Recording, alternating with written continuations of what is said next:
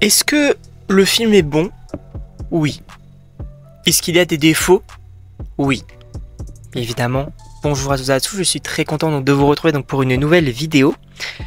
Et aujourd'hui, on va parler donc du nouveau film Marvel, donc Captain America Brave New World. Sachez que, dans un premier temps, très content de vous retrouver. Et en plus de ça, j'ai vu le film avec qui de mieux que mon meilleur ami, alors qui reste un petit peu, on va dire, éloigné de tout ce qui est MCU, mais voilà, il essaie un petit peu de se renseigner. Très très belle séance, très très bon moment. J'ai passé un bon moment devant ce film-là. J'ai plutôt apprécié, mais c'est vrai que comme je l'ai dit, il y a des défauts. Même si, encore une fois, je trouve le film plutôt bon, il y a des trucs qui vont pas. Il y a des trucs qui vont pas. On va rester un petit peu sans spoiler. Je suis pas non plus normal, enfin je suis pas, on va dire, déçu du film, parce que c'est vrai que, et ce qui est fou, c'est que oui, il y a beaucoup de détails, beaucoup de choses qui vont pas forcément dans le film. Le film, alors je comprends certaines personnes qui disent que le film est un peu inutile, ne raconte pas grand chose. Je comprends cet aspect totalement et je suis en partie d'accord. Mais personnellement j'ai apprécié. Voilà. Donc ça c'était un petit peu donc mon avis sans spoiler. Maintenant, on va parler de Sam Wilson, parce que oui, c'est nécessaire d'en parler. Alors, je suis d'accord aussi avec les personnes qui disent que Sam n'a pas de développement en fait dans ce film-là, parce que c'est vrai que les questionnements finalement qu'il a donc durant le film, on l'avait déjà eu dans la série Le Faucon et le Soldat de l'Hiver.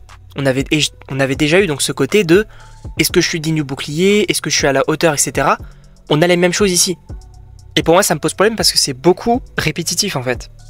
Même si, alors oui, ça reste un questionnement intéressant, mais il l'avait très bien fait dans la série. Là, le remettre encore une fois dans le film, c'est un petit peu dérangeant. En plus de ça, alors bon, moi le personnage, j'aime toujours autant, il n'y a pas vraiment de soucis. Je trouve qu'il fait quand même un bon Captain America. J'aime beaucoup notamment son costume de fin, que je trouve assez stylé. Donc, globalement, Sam Wilson, Captain America, moi j'ai bien aimé. J'ai bien apprécié dans ce film-là.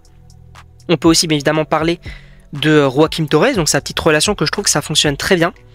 Parce que c'est vrai que, en fait, on retrouve un petit peu, alors personnellement, hein, je retrouve un petit peu donc l'alchimie qu'il y avait entre Steve et Sam. Steve, voilà, qui était Captain America, qui était un petit peu du coup le mentor de Sam, etc. Et Sam qui le suivait tout le temps. Là, on a un petit peu ce côté-là. Et je trouve que c'est assez intéressant. Joaquin Torres, moi j'ai beaucoup apprécié dans la série un petit peu son teasing de peut-être que je vais venir le nouveau Faucon. Là, c'est vraiment le cas. Le duo fonctionne bien, j'aime bien. Après, là on a les deux protagonistes, parlons de l'antagoniste, le général Ross, du coup interprété donc par Harrison Ford, donc qui remplace du coup donc l'acteur donc William Hurt, qui est malheureusement décédé. Alors, j'aime bien l'acteur, j'ai bien aimé son développement, même si c'est quand même très différent du général Ross qu'on a l'habitude de voir aussi. Mais c'est vrai qu'on te rajoute des éléments qui peuvent avoir du sens, mais en tout cas, on te les rajoute comme ça, en mode il est en contact avec le leader, il avait fait ça dans le passé, il a fait ci, il a fait ça, mais finalement il veut changer, etc.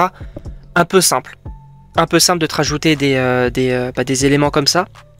D'ailleurs, quand on parle évidemment du Général Ross, il faut parler du Red Hulk.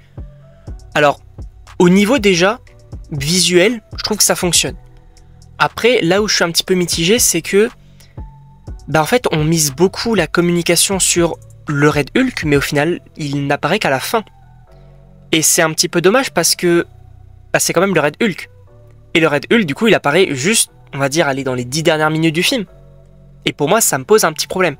Ça me pose un petit problème parce que tout le questionnement qu'on pouvait avoir sur est-ce que du coup le Général Ross va avoir une descente aux enfers, etc., on l'a pas vraiment.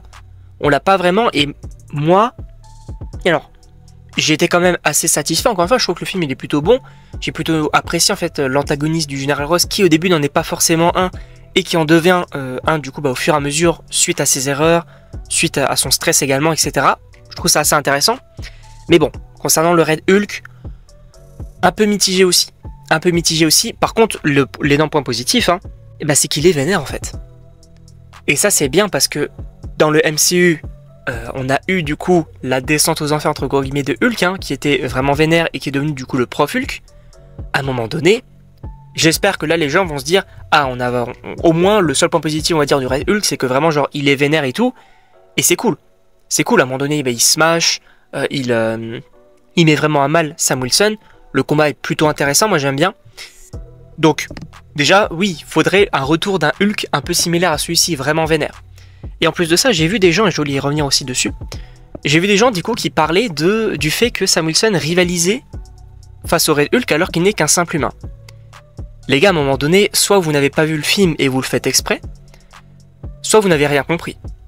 Parce que, alors oui, Sam Wilson n'a pas de sérum de super soldat, n'est pas un simple humain, ok, mais il a un costume en vibranium et des ailes en vibranium. Donc déjà, oui, ça permet du coup d'être plus résistant, de résister aux coups, ok, mais vous avez oublié la scène où il prend extrêmement cher, notamment au moment où le Red Hulk le bloque, lui arrache une aile, malgré que c'est encore une fois du vibranium, et qu'il essaye de péter son casque en fait pour le tuer. Sam Wilson prend extrêmement cher, faut pas l'oublier. Donc voilà, je voulais également revenir dessus parce que je l'ai vu du coup sur les réseaux sociaux.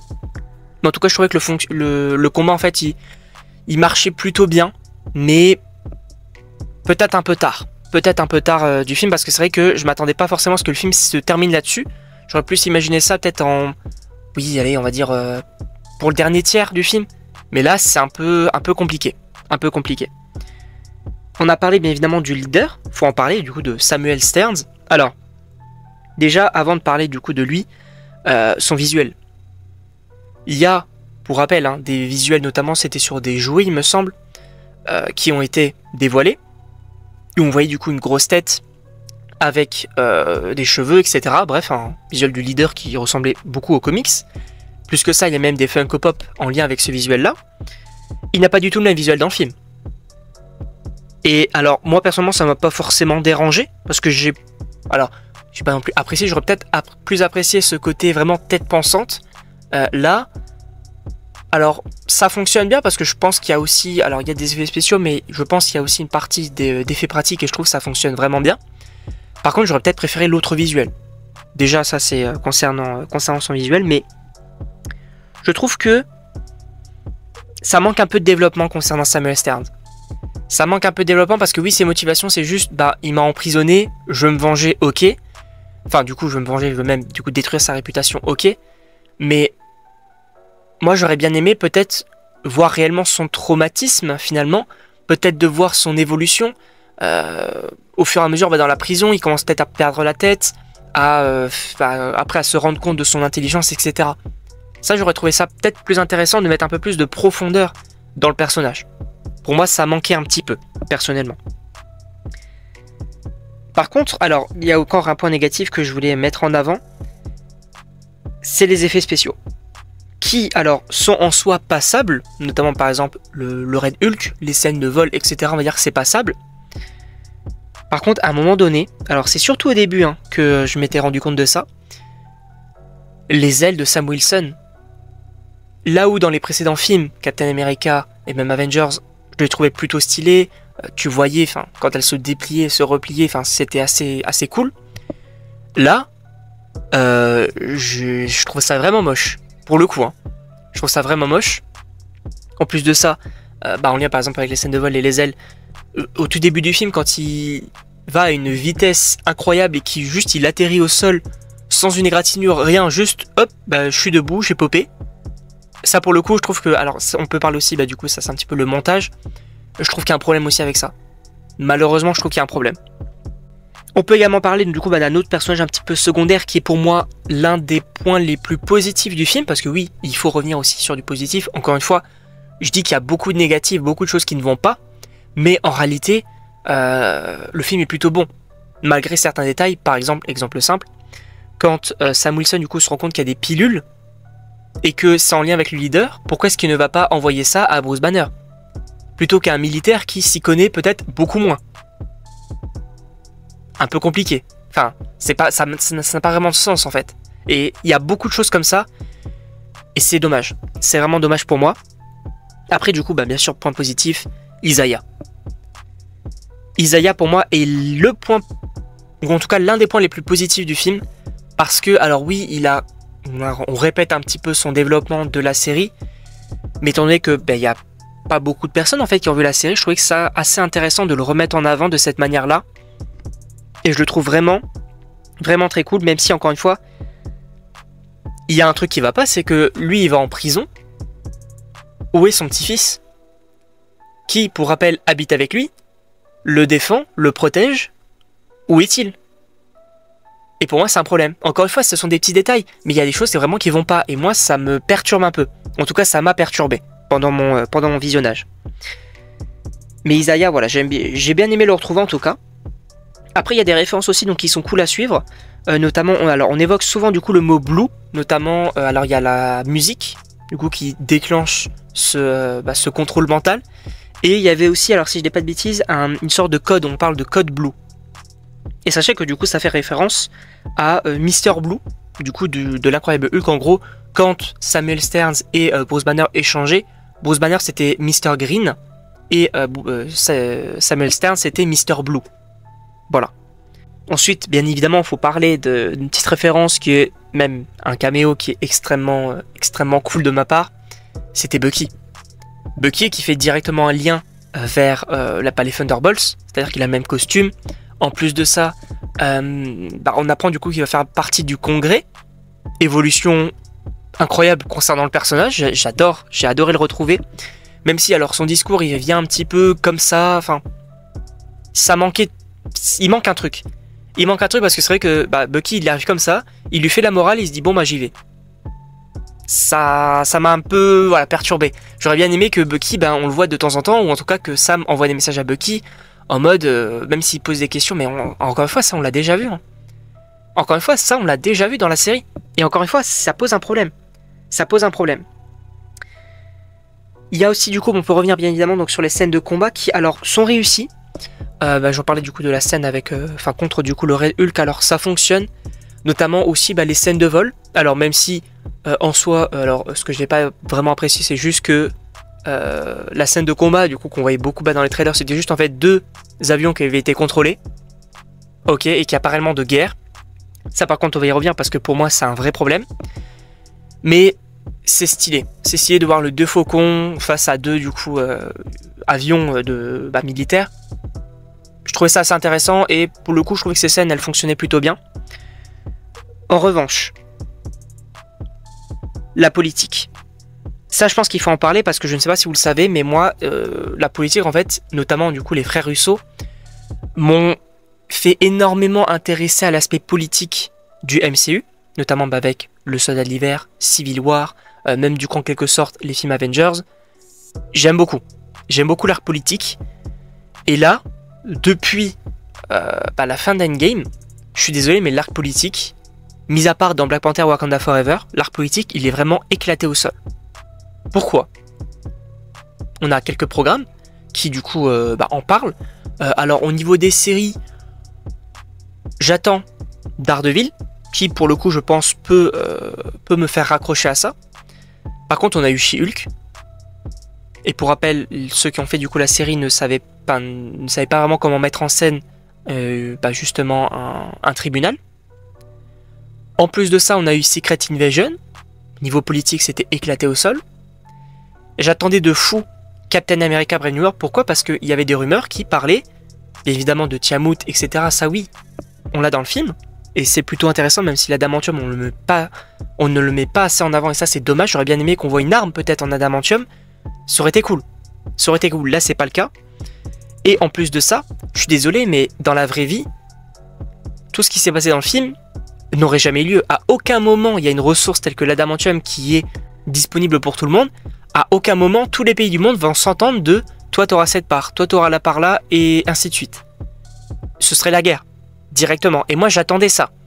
J'attendais une guerre. Et malheureusement, c'est pas le cas. Et ça, je trouve ça vraiment dommage parce que c'est pas du tout réaliste selon moi. Alors peut-être que oui, c'est un petit peu plus, on va dire, friendly, entre guillemets, de faire un traité, etc. Ok, même du coup, pour faire revenir les Avengers et tout, ok. Mais à un moment donné, les gars, c'est pas réaliste, hein. Parce que dans le monde d'aujourd'hui, il y aurait eu une ressource telle que celle-ci, encore une fois, c'est la médecine, c'est l'armement et tout. Les gars, ce serait la guerre.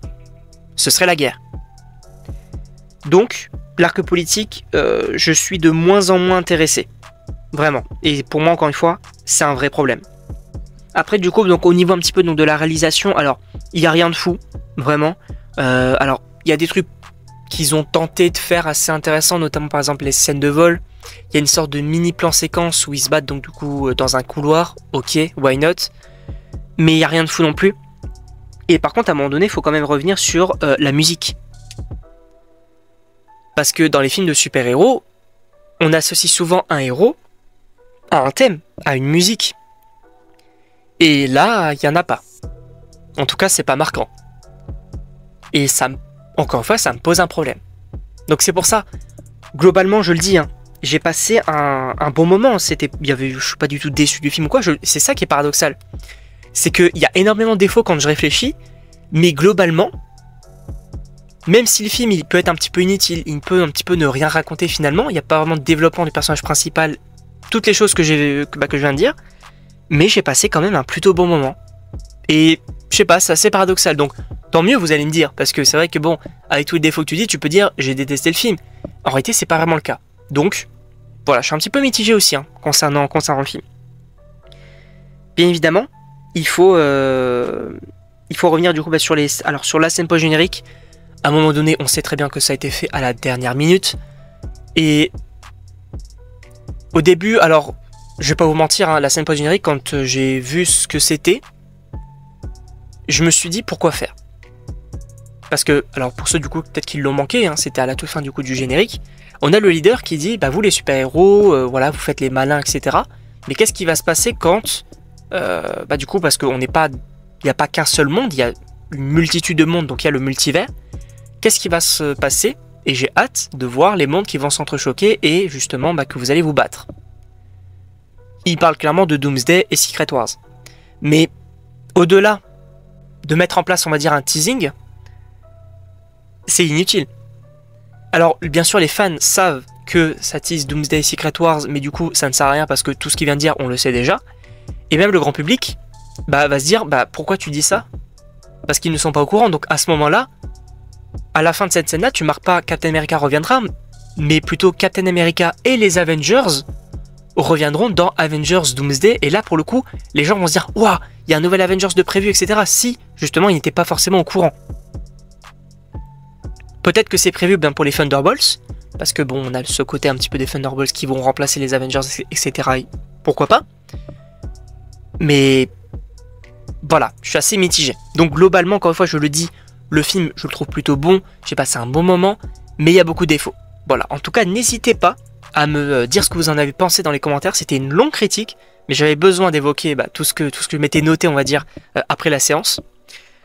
Donc n'hésitez pas à vous abonner, partager et commenter. Bien sûr, j'ai très hâte de connaître vos avis. Sachez qu'il y a un Parlons d'eux sur le film de prévu avec Kodiak. Je ne connais pas son avis, c'est un énorme fan de Captain America. N'hésitez pas à aller voir le Parlons d'eux qu'on avait fait. J'ai trop hâte. J'ai trop hâte. Donc n'hésitez pas à me dire tout ça dans les commentaires. Et donc moi je vous dis à la prochaine pour une prochaine vidéo.